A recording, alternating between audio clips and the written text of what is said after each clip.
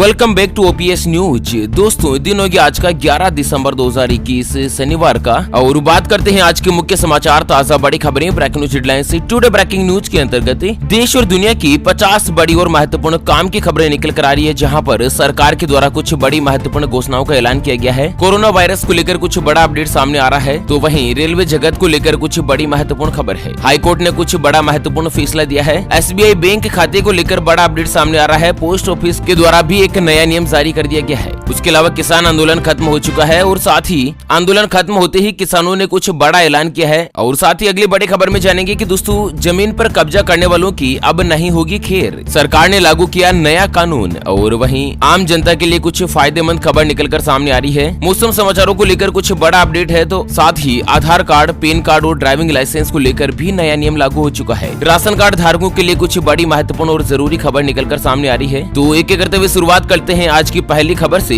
तो बड़ी खबर आ रही है कि देश में ओमिक्रॉन के 9 और मामले मिले। गुजरात और महाराष्ट्र में 7 नए मरीज मिलने से मचा हड़कंप। तो दोस्तों भारत देश में कोरोना वायरस के नए वेरिएंट ओमिक्रॉन के 9 और मरीज मिले हैं, जिससे देश में कोरोना के नए वेरिएंट की कुल मामलों की संख्या बढ़कर 32 हो गई है। और इसी के साथ समाचार एजेंसी ANI की रिपोर्ट के मुताबिक 2 मामले जो गुजरात के जामनगर में, जबकि 7 नए मरीज महाराष्ट्र में पाए गए हैं। और साथ ही आपको बता दें कि 3 साल का जो बच्चा है वो ओमिक्रॉन से संक्रमित पाया गया है, जिसके बाद महाराष्ट्र में हड़कंप सा मच गया है। स्वास्थ्य विभाग की रिपोर्ट के मुताबिक सभी संक्रमित मरीजों में वायरस के मामूली लक्षण पाए गए हैं, जबकि संक्रमितों में एक 3 साल का बच्चा शामिल है। तो अब तक का पहला केस आया है जहां पर 3 साल का बच्चा भी कोरोना वायरस के नए वेरिएंट ओमिक्रॉन से संक्रमित मिला है। मतलब दोस्तों ये जो वेरिएंट है वो बच्चे, बूढ़े, बुजुर्ग सभी के ऊपर हावी हो रहा है। और साथ ही अगली खबर आ रही है कि भारत देश के कोविड वैक्सीन सर्टिफिकेट को 108 देशों ने दे दी मान्यता। तो दोस्तों यहाँ पर सरकार ने कल शुक्रवार को लोकसभा में कहा कि दुनिया के कुल 108 देशों ने भारत देश के कोरोना रोधी टीकाकरण से संबंधित प्रमाण पत्र को मान्यता दे दी है। यानी कि भारत में जो कोरोना वायरस वैक्सीन का टीका लगता है उसको 108 देशों ने मान्यता दे दी है टीकाकरण प्रमाण पत्र के रूप में। और वहीं अगली खबर में जानते हैं कोरोना वायरस से जुड़े कुछ महत्वपूर्ण आंकड़े। तो पिछले 24 घंटों में 8,500 आए नए मरीज, और साथ ही 624 लोगों ने गंवा दी अपनी जान। तो दोस्तों पिछले 24 घंटों में 8,503 नए कोरोना वायरस के मरीज सामने आए हैं, और इसी के साथ संक्रमितों की जो कुल संख्या है ना वो बढ़कर 3,41,05,000 के पार हो चुकी है, जबकि 624 लोगों ने दोस्तों पिछले 24 घंटों में अपनी जान गंवाई है, और मरने वालों की कुल संख्या 4,74,735 को पार कर चुकी है। चलिए इसी के साथ अगली खबर आ रही है कि अब डोर स्टेप पर मिलेगी रिकरिंग पेमेंट की फैसिलिटी। ग्रामीण डाक सेवक घर घर से इकट्ठा करेंगे पैसा।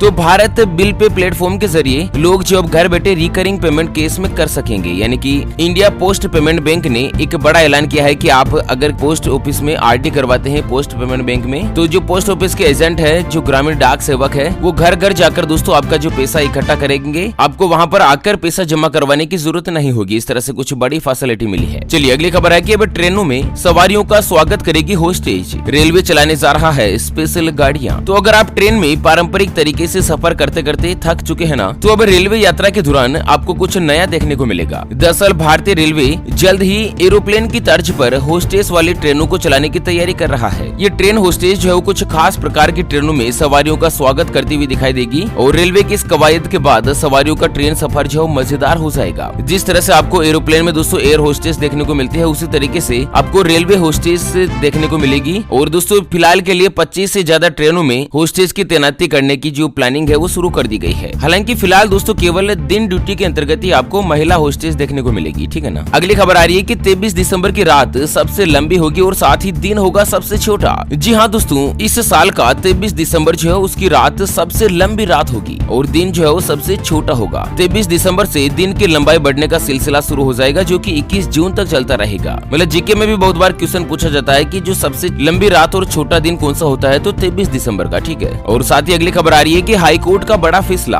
कहा कि बच्चे के DNA के लिए नहीं कर सकते रेप पीड़िता को मजबूर। तो दरअसल इलाहाबाद हाईकोर्ट की लखनऊ पीठ ने एक अहम फैसला लेते हुए कहा कि रेप के बाद जन्मे बच्चे के पिता का पता लगाने के लिए DNA टेस्ट का अधिकार पीड़िता के पास होगा, कोई भी उसे मजबूर नहीं कर सकता।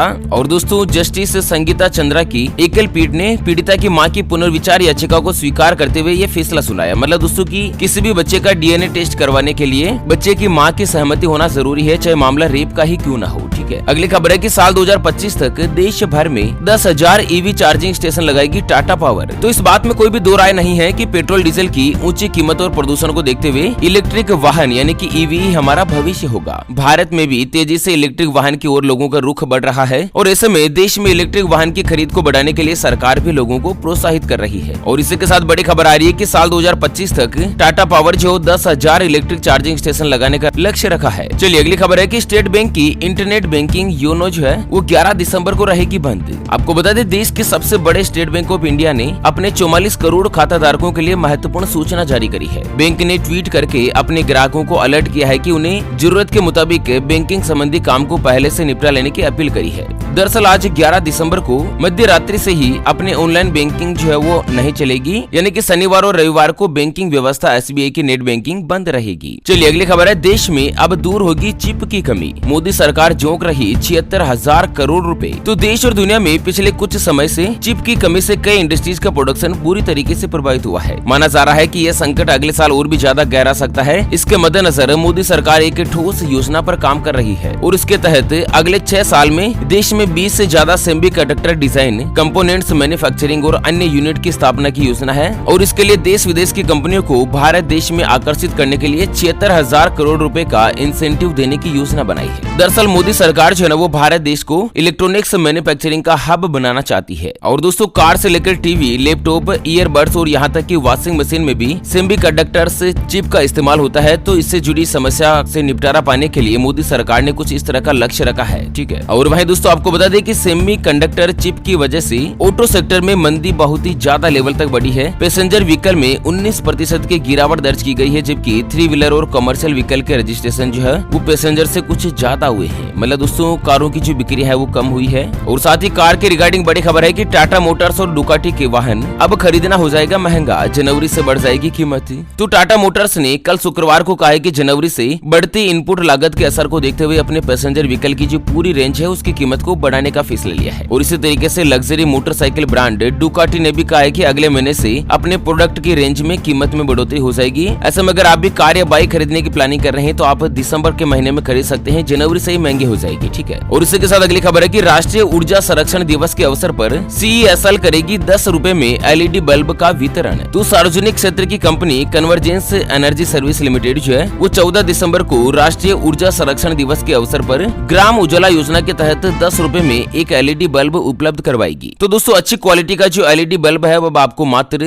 10 रुपए में देखने को मिलेगा। और पहले स्तर पर दोस्तों बिहार, उत्तर प्रदेश, तेलंगाना, आंध्र प्रदेश और कर्नाटक में ग्रामीण क्षेत्रों में 10 रुपए प्रति बल्ब के तौर पर इलेक्ट्रिक बल्ब जो है यहाँ पर बेचा जाएगा। चलिए दोस्तों अगली खबर आ रही है कि 1 साल के लंबे वक्त के बाद खुलेगा दिल्ली जयपुर हाईवे। आज बॉर्डर से हट जाएंगे आंदोलनकारी किसान। तो पिछले 1 साल से चल रहे किसान आंदोलन को आखिरकार किसानों ने वापस ले लिया है। केंद्र के किसानों की मांग को मानने के बाद आंदोलनकारी किसान अब तमाम बॉर्डर को खाली करेंगे। और इसी कड़ी में आज अलवर शाहजहांपुर बॉर्डर से किसान जो हटने वाले हैं और उसके बाद दिल्ली जयपुर हाईवे भी खुल जाएगा। और साथ ही बड़ी खबर आ रही है कि दिल्ली की सीमाओं से लौटने पर किसानों का स्वागत करेगी पंजाब सरकार। मुख्यमंत्री चरणजीत सिंह चन्नी का बड़ा ऐलान। तो पंजाब के मुख्यमंत्री चरणजीत सिंह चन्नी का कहना है कि राज्य सरकार जो दिल्ली की सीमाओं से विजयी वापसी होकर लौट रहे किसानों का स्वागत करेगी। साथ ही किसान, कृषि मजदूर और संयुक्त किसान मोर्चा के नेताओं को बधाई देते हुए मुख्यमंत्री का कहना है कि ये लोगों की जीत है और समाज के विभिन्न वर्गों की एकता ने मोदी सरकार को कठोर काले कानून को वापस लेने पर मजबूर किया। अच्छा अगली खबर है कि पंजाब में नियमित होंगे 4000 से ज्यादा सफाई सेवक। चन्नी सरकार ने लिया कुछ बड़ा फैसला। तो दोस्तों पंजाब में जो भी सफाई करने वाले हैं, सफाई कर्मचारी, सफाई सेवक जिनको बोला जाता है, उनको परमानेंट करने और बिजली के बकाया बिल माफ करने जैसी महत्वपूर्ण घोषणाएं करी है। उसके अलावा कैबिनेट ने कपास के फसल के नुकसान पर राहत राशि को 12,000 रूपए से बढ़ाकर 17,000 रूपए प्रति एकड़ करने को भी मंजूरी दे दी है। सरकारी बयान के मुताबिक ये जो राशि है वो 1 जून 2021 से ही प्रभावी होगी। और साथ ही कैबिनेट ने राज्य में 500 करोड़ रुपए से ज्यादा बकाया पानी के बिल को भी माफ करने का फैसला किया है। इस समय दोस्तों बिजली के बिल, पानी के बिल माफ कर दिए जाएंगे। बिजली की जो रेट है वो 3 रुपए प्रति यूनिट करने का फैसला लागू कर दिया जाएगा। तो नए मुख्यमंत्री बनने के बाद दोस्तों पंजाब में कुछ बड़ी महत्वपूर्ण घोषणा की गई है। और साथ ही अगली खबर आ रही कि उत्तर प्रदेश में जमीन पर कब्जा करने वालों की खैर नहीं, मुख्यमंत्री योगी आदित्यनाथ ने दिया बड़ा आदेश।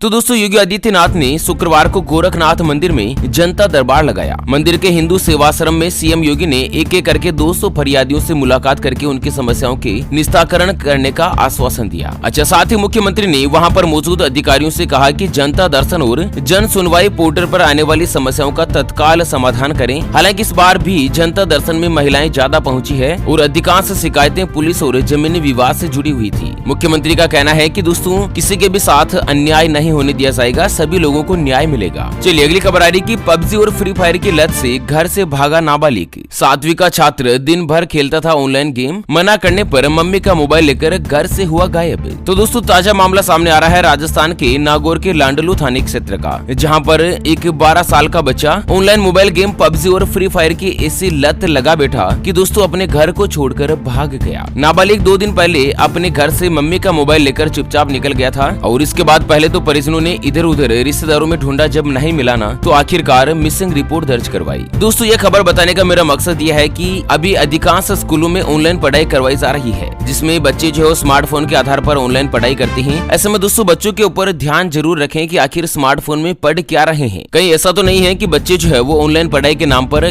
गेम खेलने की लत का शिकार हो रहे हैं। ऐसे में बच्चों पर जानकारी जरूर रखें, निगरानी बनाए रखें। ठीक है, अगली खबर है देश बनाएगा 75 करोड़ सूर्य नमस्कार करने का वर्ल्ड रिकॉर्ड। मुख्यमंत्री शिवराज सिंह चौहान ने की रजिस्ट्रेशन की शुरुआत। तो दोस्तों आजादी के 75वें वर्ष में अमृत महोत्सव के मौके पर मध्य प्रदेश के शिवराज सरकार 75 करोड़ सूर्य नमस्कार करने का वर्ल्ड रिकॉर्ड बनाएगी और इस विश्व कीर्तिमान का शुभारंभ योग गुरु बाबा रामदेव और मुख्यमंत्री शिवराज सिंह चौहान के साथ ही आचार्य बालकृष्ण ने संयुक्त रूप से करने का फैसला किया। और यहाँ पर दोस्तों एक साथ 75 करोड़ लोग जो है वो सूर्य नमस्कार करके एक विराट संकल्प लेंगे और दोस्तों देश में नया वर्ल्ड रिकॉर्ड बनेगा। साथ ही अगली खबर है कि 11 दिसंबर को सरयू नहर राष्ट्रीय परियोजना का उद्घाटन करेंगे प्रधानमंत्री नरेंद्र मोदी। तो दोस्तों आज के दिन मोदी जी जो है वो उत्तर प्रदेश के बलरामपुर जिले में 43 साल पुरानी सरयू नहर राष्ट्रीय परियोजना का उद्घाटन करेंगे। अच्छा, इस नहर के मद्देनजर 14 लाख हेक्टेयर से ज्यादा कृषि भूमि को सिंचाई के लिए सुनिश्चित पानी प्रदान किया जाएगा, जो कि दोस्तों उत्तर प्रदेश के अधिकांश किसानों के लिए बड़ा फायदेमंद साबित होगा। और साथ ही अगली खबर आ रही कि जीएसटी कलेक्शन के लिहाज से जबरदस्त रहा नवंबर, अब तक के दूसरे सबसे ऊंचे आंकड़े पर पहुंचा संग्रह है। तो दोस्तों लास्ट महीने की बात करें ना तो इस महीने जीएसटी का जो कलेक्शन रिकॉर्ड है वो 25% बढ़कर 1,31,000 करोड़ रुपए से ज्यादा हो गया, जो कि जुलाई 2017 में जीएसटी लागू हुआ था और उसके बाद अब तक का दूसरा सबसे बड़ा रिकॉर्ड बना है। ठीक है, और साथ ही दोस्तों भारतीय रेलवे को लेकर बड़ी खबर आ रही है। दिल्ली जोधपुर के इस रूट पर 25 दिसंबर तक बंद रहेगी ट्रेनों की आवाजाही। तो दोस्तों दिल्ली से लेकर जोधपुर तक जाने वाली जो ट्रेनें हैं वो 25 दिसंबर तक डिस्टर्ब रहेगी, बंद रहेगी। इस समय अगर आप भी ट्रेन की प्लानिंग कर रहे हैं तो एक बार स्टेटस जरूर देख लीजिएगा। ठीक है, चलिए अगली खबर आ रही कि सीडीएस बिपिन रावत के अंतिम संस्कार में 17 तोपों की हुई सलामी। अंतिम संस्कार में 800 सैन्य कर्मी मौजूद। पहली बार हुई किसी सैन्य अफसर की ऐसी अंतिम विदाई, जहां पर दिल्ली के सड़कों पर उतरी जनता फूल बरसाए सब वाहन के साथ दौड़ते आए नजर। तो दोस्तों भारत देश के पहले chief of defence general Bipin Rawat अपनी पत्नी के साथ कल शुक्रवार को परमात्मा में लीन हो गए। राजकीय सम्मान के साथ दिल्ली कैंट में शाम 4:56 पर जनरल रावत और उनकी पत्नी मधुलिका को एक ही चिता पर दोनों बेटियों ने मुखाग्नि दी। जनरल का अंतिम सफर जो है देश और सेना के लिए किए गए उनके योगदान और उनसे जुड़ी लोगों की भावनाओं को बयान कर रहा था, जहां पर देखने को मिला कि दोस्तों देश में पहली बार ऐसा हुआ जब दिल्ली की सड़कों पर जनता जो है दोस्तों फूल बरसाते हुए उतरी और फूलों से अलंकृत और भारत माता की जयकार के नारों के साथ ही हजारों की संख्या में नागरिक जो दिल्ली छावनी से पार्थिव शव को अंत्येष्टि स्थल तक गाड़ी में शहर की सड़कों से गुजरते हुए ले जाए गए। ठीक है, अंतिम संस्कार में 800 से ज्यादा सेवा कर्मियों ने हिस्सा लिया और 17 तोपों की सलामी दी गई। और इसी के साथ अगली खबर है कि सीएम योगी ने करी बड़ी घोषणा, विंग कमांडर की पत्नी को नौकरी और 50 लाख रुपए देगी यूपी सरकार। तो दोस्तों मुख्यमंत्री योगी आदित्यनाथ का कहना है कि विंग कमांडर पृथ्वी सिंह चौहान की पत्नी को सरकारी नौकरी दी जाएगी और उनके नाम पर सड़क या संस्था का नाम रखा जाएगा। इसके अलावा पिता सुरेंद्र सिंह चौहान को राज्य सरकार की ओर से 50 लाख रुपए की सहायता राशि प्रदान की गई। और साथ ही अगली खबर है कि दिल्ली हाईकोर्ट का पुलिस को मिला बड़ा आदेश,